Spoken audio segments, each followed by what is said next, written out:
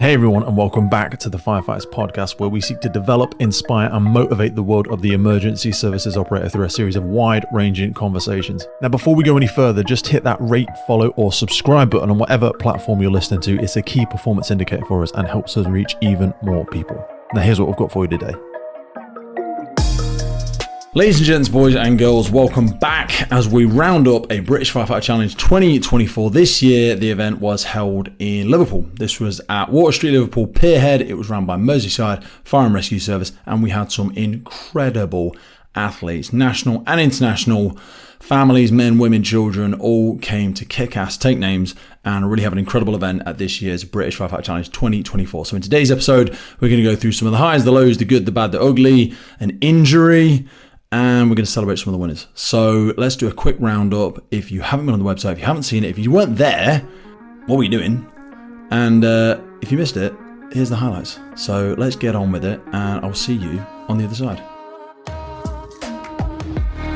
This episode of the podcast is brought to you by Gore-Tex Professional Fabrics. Now, we all know the working environment of a firefighter is filled with challenges. We face serious risks on the job, such as heat exhaustion, burns, physical and mental stress, and we frequently come into contact with high levels of toxic chemicals. Now, I have been wearing Gore-Tex for nearly 2 decades on the front line, working in hostile environments, tackling challenging incidents from firefighting to water incidents and in urban search and rescue environments. Gore-Tex have a well-earned reputation for protecting professionals in the fire and emergency services through their family of highly innovative, waterproof, breathable moisture barriers that exceeds global performance standards and are trusted worldwide.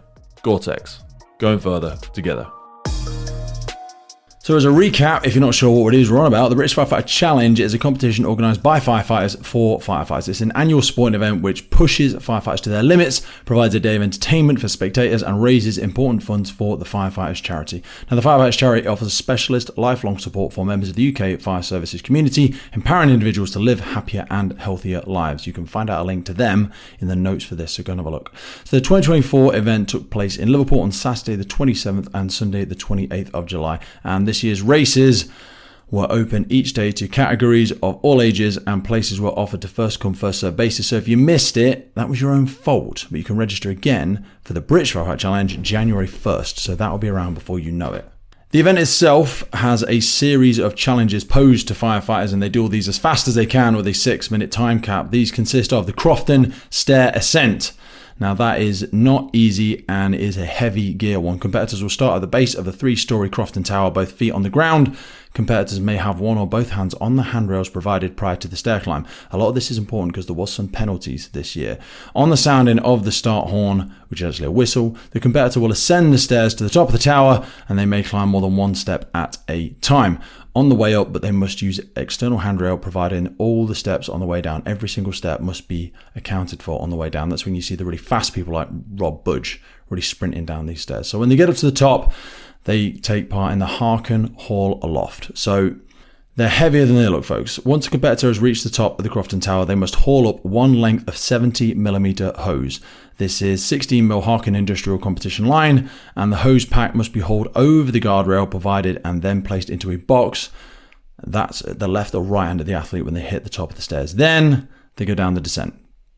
As we said, every step must be accounted for at the bottom. You see them jump off the bottom, run down the small ramp onto the Core Haven Force machine. This is forcible entry, so following the stairs, the competitor then proceeds to the marked route for the forcible entry machine. The competitor must have both feet on the platform and, using the hammer provided, hit the weight the full distance of the machine and complete this section.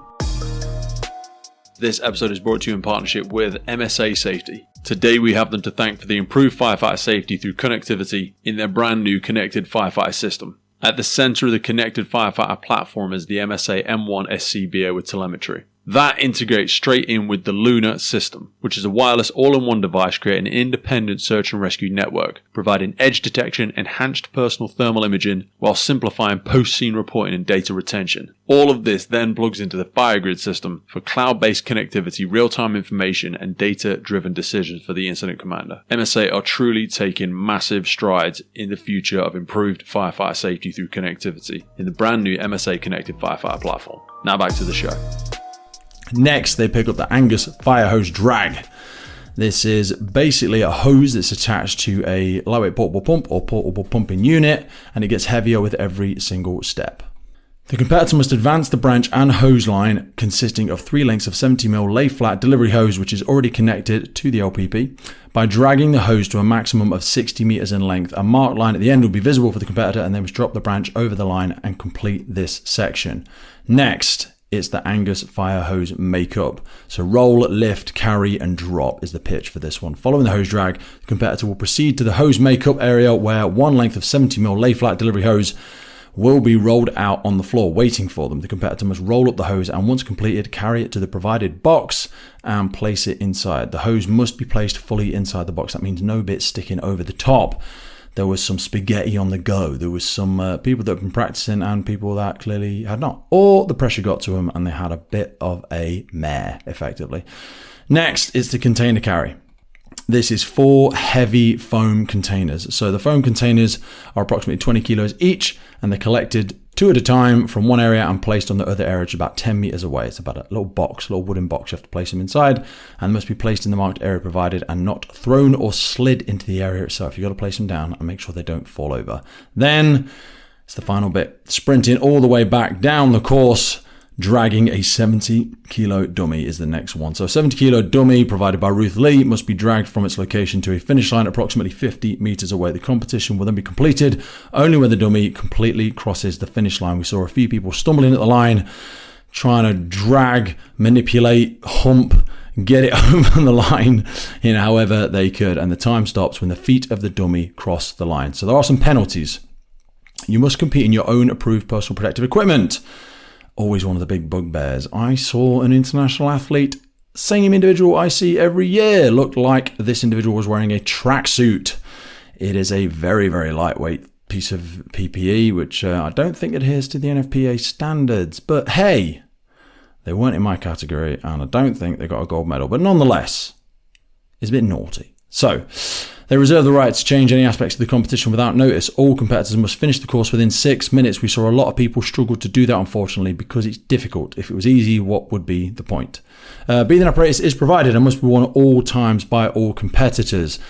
The BA cylinders are empty, but you stick them on your back and you don't have to wear the mask. You just clip it around you. Decision of the Firefighter Challenge team officials is always final. There was a little bit of provocation, some emotional words exchanged. No swear words. It was all professional and courteous and respectful, but it's passionate. Come on, we're here to take over. We're not here to take part, folks. Non-compliance with the rules and regulations will always result in disqualification. I don't think we had anybody disqualified on this particular one. So the weekend itself, as well as the Firefighter Challenges, there's lots of spectator stuff to do. So that's why there was so many incredible families there, kids, grannies, granddads. My mum and dad came. It was a pretty incredible one, to be fair. We had some live music, keeping competitors in the crowd uplifted. There was fire engines on display. Merseyside Fire and Rescue Service came out with all the bells and whistles. And there's community safety activities for our junior firefighters to go and have a go at as well. So before we get on to the runners and riders, the winners, the losers, and the people that really just went above and beyond to do a great performance, let's just acknowledge the team itself. The team here at the podcast are extremely excited to announce our brand new partnership with Patrol Store UK. Patrol Store has been serving the UK's police, fire and emergency communities and first responder sector since 2008, providing leading brands such as Hikes, Magnum, 511, Nebo, Op Zulu, Highlander, AKU and many, many more of our favourites. They are now also supplying bespoke uniform, PPE and station workwear to fire services around the UK. So for all our listeners that are part of your USAR, your HEART team, your ISAR team, your armed response teams, your fire investigation, your NALO, your hazmat and all of the training departments that have got your own budgets, be sure to get the absolute best for your team at a realistic price by contacting Aaron and the team at Patrol Store and referencing the Firefighters podcast. Patrol Store will also be taking part in our listener competition giveaways as well as providing unique discounts to podcast listeners. So for people that are always asking about Hikes boots as an example, that is one unique discount code that is coming to you very soon through Patrol Store. We've also got some incredible bags. I mean, the Op Zulu bags are a game changer. So you know the really Gucci and expensive tactical black bags that everyone's using in CrossFit workouts and taking to the gym and taking to stations?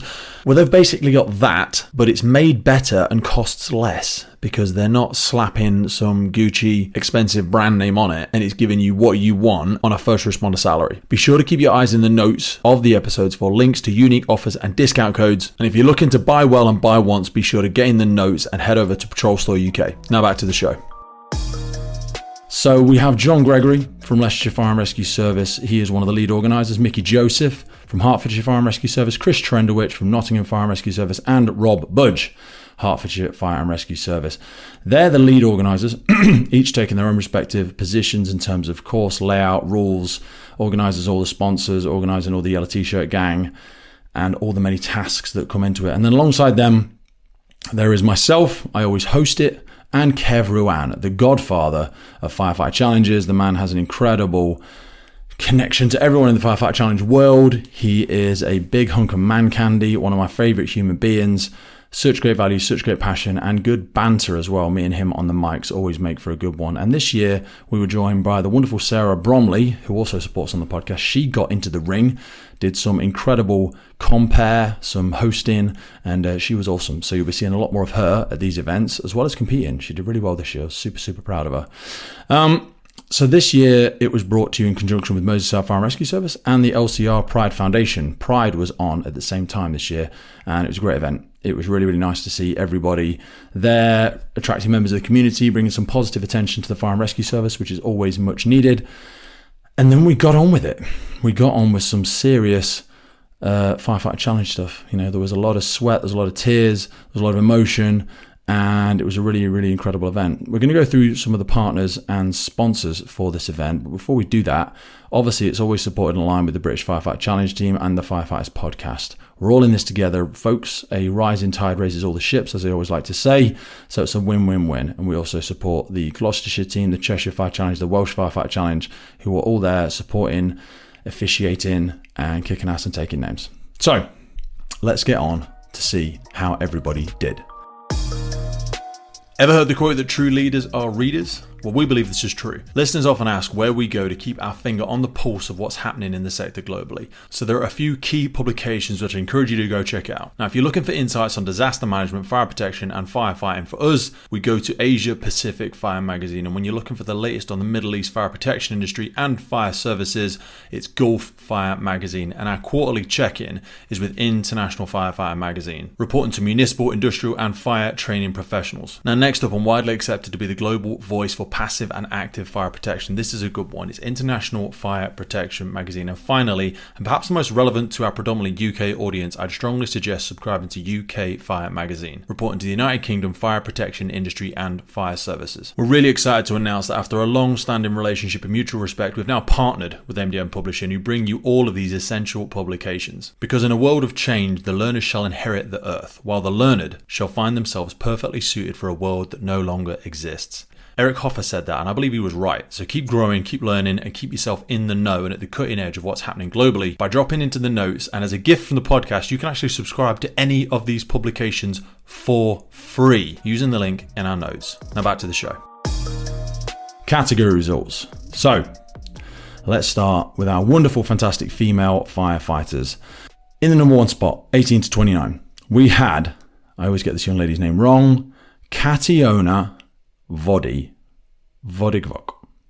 She's from Czech Republic.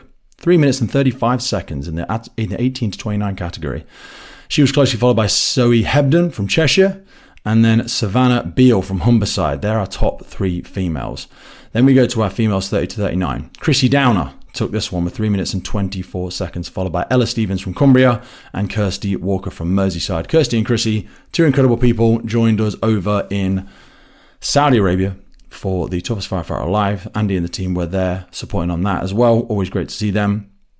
And then in the females 40 plus, the wonderful Helena Brown, 3 minutes and 5 seconds, absolutely smoked that course. And then the next closest athlete in that course was 1 minute and 15 seconds behind her, Lindsay Miller from Ireland, and then Teresa Waplington from Gloucestershire. Love T. She's always one of my favourite peeps, always kicks ass at these things, always in the medals. Then we move on to the males. 18 to 29 males. Matt Adams, 2 minutes and 11 seconds. Whoa, always a fast time. Matt Adams from Gloucestershire, fantastic athlete. Again, came out to Saudi Arabia with me and the team.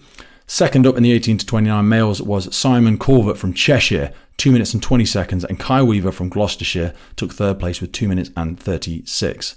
And males aged 30 to 34, Louis Scarrett from Hertfordshire, 2 minutes and 28. Timo Lax from Torvo Firefighters Estonia, and then James Cameron Sheen from Mid and West Wales took bronze on that particular category. Moving up to the males 35 to 39, gold went to myself, Pete Wakefield, with a time of 2 minutes 13 seconds. Sam Cushing from Gloucestershire took second place with 2 minutes and 27, and Mart Liblik from Torva Firefighters Estonia came third with the bronze medal of 2 minutes and 31 seconds. Our males 40 to 44, we saw Alor Kaisbold from Torva Firefighters Estonia, Dave Budge, the handsome Dave from Royal Berkshire, 2 minutes and 28 took silver, with Miroslav Miklozovogor from Czech Republic. That's how it's spelt. And the males, 45 to 49. Rob Budge, the Budge brothers again, kicking ass and taking names. Rob took the gold in that one at 2 minutes and 38. Lee Phillips, the handsome Lee from London Fire Brigade, always showing up. Sometimes has a smile. He got 2 minutes and 38. Performed very, very well. Did some great stuff in the relays as well. And then we have Oliver Mayo, also from London Fire Brigade. Very handsome fella. He took bronze with 2 minutes and 41 seconds. Males 50 to 54, Richard Wilds took gold at 2 minutes and 52. Stephen Douglas, the biggest smile at the British Firefighter Challenge, took 3 minutes and 2 seconds to complete it and got silver position, with the bronze going to Harry Joakit from Voru Firefighters Estonia as well. And then finally, our males 55 plus. 55 plus, that's 20 years older than me. Savages. Rob Green, previous podcast guest from Kent, 3 minutes on the nose, took the gold. Tony Tarlow, Greater Manchester, in 3 minutes and 12 took the silver, and Simon Rhodes from North Wales took 3 minutes and 14 seconds. So what does all that mean? Let's have a look at the all-over results. So the winner of the Firefighter Challenge overall gets a brand spanking new, beautiful Woollywood watch. You'll know who Woollywood watches are. They have been a sponsor of the podcast in the past, and we're always speaking with Johnny Garrett. Lovely bloke. He always finds this competition close to his heart, as he does the podcast as well, raising the profile positively for women and men in the fire and rescue service in the UK, but also across the world. So the winner of the watch this year in the men went to Matt Adams. Matt Adams from Gloucestershire won the gold with a time of 2 minutes, 11 seconds and 97 milliseconds. In the males aged 18 to 29, he took first place. Me and Matt ran against each other, and he pipped me at the post. I think he had a false start, but no one cares. Get over it, Pete. I don't want to talk about it. But watch the video. He was off the mark. He was halfway up the first set of stairs before I was even moving. But he is younger, and he is smarter, and he is a lot more handsome, so maybe that is what it is, and I should just get over it. But he pipped me at the post. Hell of a battle, hell of a run, pushing each other all the way to the line. I was 1 second behind him. So myself, Pete Wakefield, took silver overall, second fastest competitor at the event. And then Simon Corvett from Cheshire. Simon's a really, really fantastic athlete. Again, in the same category as Matt, and he took third. He was 8 seconds behind myself and Matt, but absolutely incredible athlete. Let's move down and find out who we got for our female winners. So the fastest overall for our females was, of course, the wonderful Helena Brown, 3 minutes and 5 seconds. Whoa, Greater Manchester. Helena got her third Woollywood watch? Yeah, 3. She's on 3, same as me. Mother flipper. That girl was absolutely incredible. Such an inspiring young lady. A great demonstration of the values, the professionalism, the grace, the determination, the resiliency that we see in great firefighters, both here in the UK and across the world. So Helena, once again, from Greater Manchester, took the gold. 19 seconds behind her was the wonderful Chrissy Downer. Chrissy Downer, previous champion from Oxfordshire. Absolute savage, different dynamic of an athlete, very, very strong and very, very incredible young lady. Always feel privileged to have her as part of my friendship circle. And then, as I've already mentioned, Kationa, and I'm not going to offend her by trying to repeat her last name again, from Czech Republic, took third place in the female. So they are our male and female top hitters, top winners.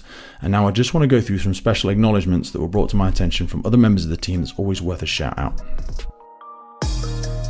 If you're a regular listener to the podcast, then chances are you are big into your own personal development and the development of firefighters around you. So I wanted to remind you of our mobile app Drill Book. This is a free training and development resources made by firefighters for firefighters. Heading on to Drillbook, you will find incident debriefs, radio messages, knots and lines, quick reference guides, quizzes every single day. We've got useful links to the ERG, to Web Rescue, to Jessup, Euro Rescue, 10-second triage, National Operational Guidance, and not to mention our daily quizzes where you will find questions on extrication, casualty handling, breathing apparatus, fire development, water rescue, rope rescue, you name it. It is the go-to resource if you've got a spare 5 minutes on the firehouse to develop yourself and those around you. Not only that, if you're looking to get into the fire service, we've got advice on there on interview questions, interview answers. You can build your own questioning in there. And again, remember, this is built by firefighters for firefighters, so you can add your own drills in there. You can pick the drills that you find the most favorite. There is literally hundreds of training ideas, hundreds of drills in there. Remember, this app is absolutely free and it grows every single day down to the contributions of our thousands and thousands of users. It's freely available on Android, Apple, and you will find it in the links for this podcast. Remember, it's called personal development. The clue's in the name. You've got to work twice as hard on yourself as you do on the job. So always be growing, always be developing. Now let's get back to the show. So comms in from John Gregory, one of the main organisers. Gloucestershire were the standout, taking a squad of 20 plus firefighters to Liverpool. The training behind them, improvements from Matt Adams to win it, and the course record from Simon Corvett to come third overall, and Kai Weaver to take the medal in his category. Absolutely incredible work. Louis Scarrett returning for Hearts to win a gold in his category after a 2-year absence after falling on his way to almost winning the Hull 2022 race against Jack Baker.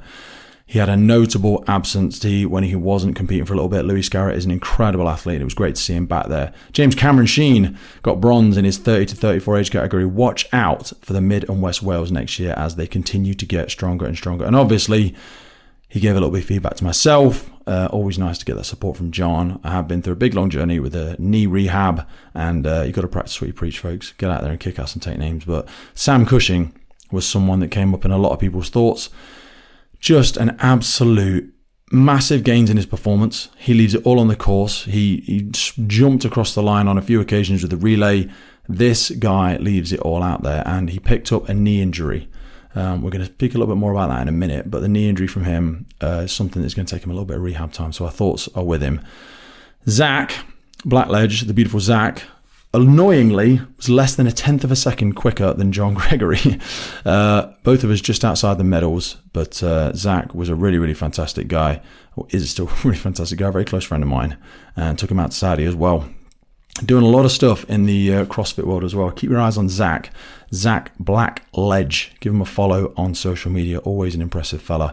The Estonian lads brought home a whole bucket of medals. Alor being the gold in his category, and Dave Budge close silver. So Alor from Estonia and the whole Estonian team always come over with a great representation. His brother Rob Budge, gold in his category. Dean Keeber making a miraculous turn from injury, hamstring injury Dean had for quite some time, leading up to the Welsh and to the British, and still came in to grab a fantastic 4th place in his category. Richard Wiles from Humberside, over 50 and still getting 2 minutes and 52 is absolutely crazy. 2 minutes and 52 in the over 50 category. Guys, that's really is unheard of. I'm telling you now, that's a very, very strong athlete. Likewise, Rob Green, retired, joined again. Retired as I think it was station manager. I always get it wrong which rank he was, but he's on the podcast. You can go back and listen to him. Really, really impressive athlete. He was in there kicking ass and taking names once again. He retired, joined, came back again. He's in the over 55s and still got 3 minutes. Incredible. Helena hitting the huge PB and a course record. Just incredible. Chrissy Downer, John acknowledges her again, 2nd overall. PB, but tough competition. These people just keep getting faster. And then new into the top rankings was Ella Stevens and Kirsty Walker. 2 really impressive athletes that is worth keeping an eye out for. And Zoe Hebden continued her rise from Wales with another silver medal in her category. She's going to be a one to watch. Check her out on social media as well, actually. Zoe's got a fantastic little following, really puts some great informative stuff out there. So Sam Cushing, we spoke about him earlier. Early signs for his injury. He sent me a little video. Looks like a snapped LCL. There's a lot of bruising going on there, and we wish him a very speedy recovery. Really not sure what to make about it. He's meeting with a specialist very, very soon. The whole ligament down the right side of his knee is missing by feeling compared to his left. So it's unknown at the moment what it's going to look like from an official diagnosis, but we'll keep you posted, and it'd be great to see Sam out on the course at the earliest opportunity because he is an incredible athlete, incredible bit of support. The way he gives love and support to all the other athletes, he really is a massive part of the community now, and we wish him a very speedy recovery. Been kind enough to get a few audio messages from a few of our competitors, so let's have a little listen in and get an inside track and some feedback from how we found the events and how they looked, and hear from some of the people that saw it. Hey brother, I'd say shout out to yourself, Pete Wakefield and Matt Adams. What a race. Great to watch. I'd literally just finished my race to be fair, so I was kind of trying to recover my lungs, but brilliant to watch, so fast and entertaining between you two. And then Helena absolutely crushed it as always. Yeah, great atmosphere to be fair, all round. I think the venue, like the setup, great work from everyone involved from the British Firefighter Challenge. It's just good to be there and be around those like-minded people and watch people giving it their all on the floor. Sam Cushing and John Gregory's race, another great race, like two fast competitors, and one to watch for me particularly because they're in my age category, and they were nail-biting stuff. Sam Cushing managed to just push me out of a medal contention, and John Gregory put in a great race and got pretty much the same time as me as well, so yeah, another great race to watch. Two great competitors. It was by far my favourite one so far. The location was immense, Liverpool waterfront, between two iconic buildings, and being between those two buildings, the sound that it made was unreal. And then with Pride event as well happening the same weekend, just made it that extra bit special. But yeah, with regards to the competition itself, first and foremost, I think you've got to thank the organisers themselves. So we got Mickey, John, Rob, Chris, not just them, but their families as well. And then you've got the guys in the yellow t-shirts. If it wasn't for them, there just wouldn't be a competition. To see them, you could obviously tell there was time constraints throughout the day, and to get that course reset as quick as they did every single time. They were running up and down there all day, and it was certainly a warm one that weekend. So yeah, massive thank you to them. And then obviously, never be the same about yourself and Kev, obviously Sarah now stepping in, and our man Ronnie Sherratt from Northampton having a go on the mic, keeping the crowds noisy and keeping us entertained. With regards to highlights of the weekend, race-wise, it's got to be yourself and Matt's race, without a shadow of a doubt. Just two incredible athletes, put on an incredible show with two incredible times. It was just unreal, absolutely unreal. So race-wise, yeah, that was the highlight. Personally, for myself, I was absolutely ecstatic. Got myself a new PB. Yeah, as you're fully aware, I tore my hamstring in Wales 8 weeks ago. So I've managed to get myself fixed, come back and record a PB. So yeah, the hard work paid off there, definitely. So I'm extremely happy with that. And then the team-wise as well, our team, we had three newbies who'd never competed at the BFC at all. They come along and recorded amazing times, and then the rest of the team, every single one of us, got ourselves a PB. So we've been working really hard, and obviously reaping the rewards, and it's proving that by the times we're getting. Absolutely elated with it, and it was a great weekend, and looking forward to next year already. Hey Pete, that's awesome. I'll definitely be listening to that. Ella Stevenson, every time I've been on the podium, not that it's been loads of times, but it's been at the BFC last year, in Welsh this year, the BFC again this year. I've always been on the podium with that Ella Stevenson, and that's why I said to Charlie, it'd be good to have her in the team, because not only is she a really nice person, that she's always on the podium with me, so she's fit. So she deserves a shout out, because she must be training hard to always be up there with me and Chrissy. So shout out to her. Obviously shout out, you're going to be shouting out for Sarah anyway, but definitely shout out for Kirsty, because Kirsty made a massive improvement since the Welsh. They both managed to not drop the dummy, which is great. Obviously, the newcomers that have tried it, that I don't know the names though. The girls from Merseyside, they're all new. They didn't want to do a solo, so they did a relay, and they got podium for their relay. So that's a big thing for them. It was scary. It was nerve-wracking.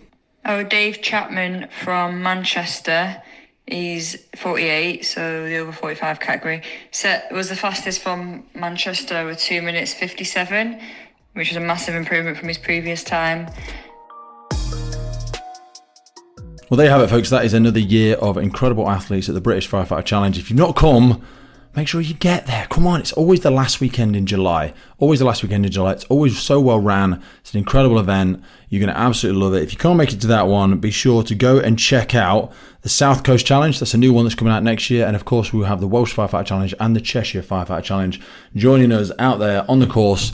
I'll be at pretty much all of them, whether I'll be hosting or competing, most probably hosting and competing. But it's always important for me to have someone out there cheering on the athletes, giving them that real buzz, acknowledging them, recognizing their families. And I said it as we closed from the event. The athletes that are out there on the course are incredible, but they're not there alone. We see them get given awards and we see them stand up there and they get an applause. But really it's a big trick, because I always say you can go faster alone but further together. Those people are there because they've come as part of a team, as part of a family. They've come as a physical representation of themselves, their families, their service, and the UK Fire Service or further afield.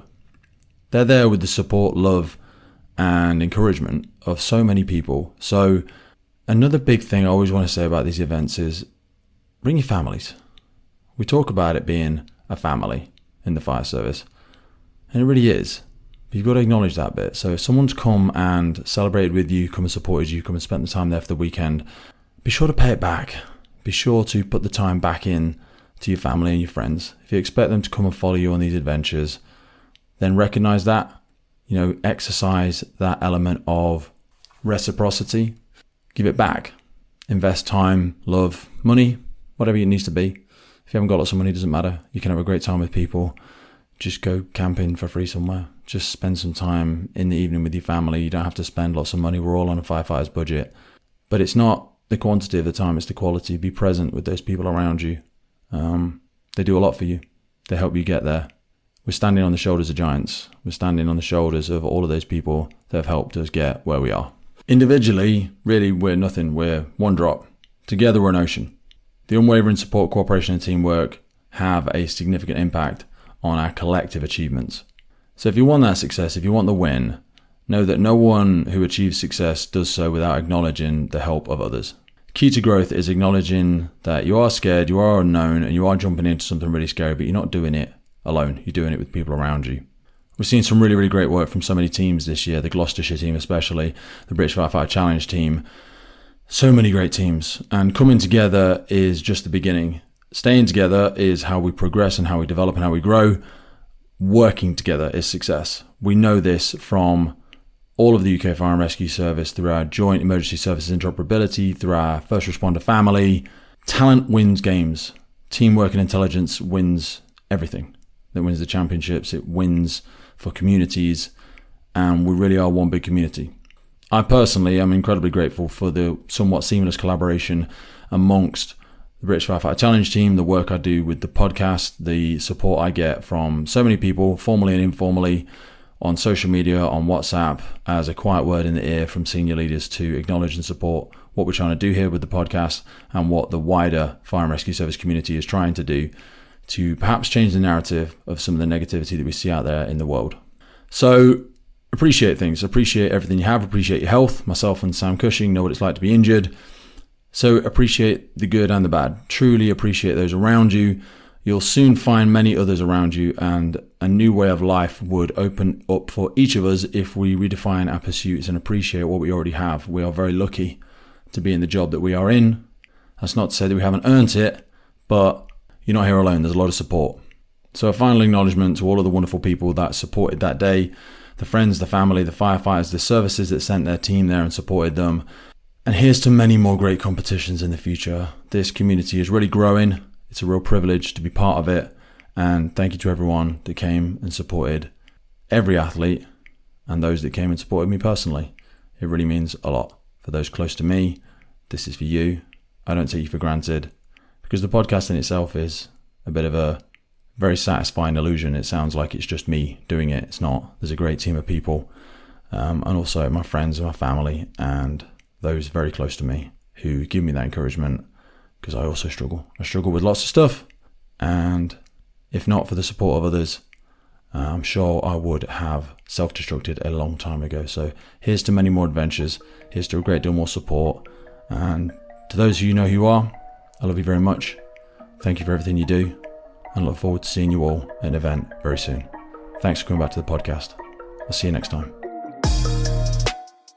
The Firefighters podcast was created to recognize, acknowledge, inspire, and hopefully even motivate these incredible individuals who have chosen to be part of the first responder community. Our driving purpose is to create a legacy resource for the current and future generations of firefighters and first responders. We get some incredible feedback from listeners and guests, and as the podcast grows, our desire to create longevity and sustainability means that we are asking for the support of our listeners. If you want to support the podcast, if you want to get discounts to our merchandise, hoodies, clothing, coins, patches, tallies, and also access to all of the incredible documents get shared with us from our podcast guests and sector leaders, then please head over to our Patreon page, and for just £3 a month, you can support the future of the podcast. Please finally hit that follow, subscribe, or rate button on the platform you're listening, and wherever you are in the world, please support your emergency services responders, and thank you for listening.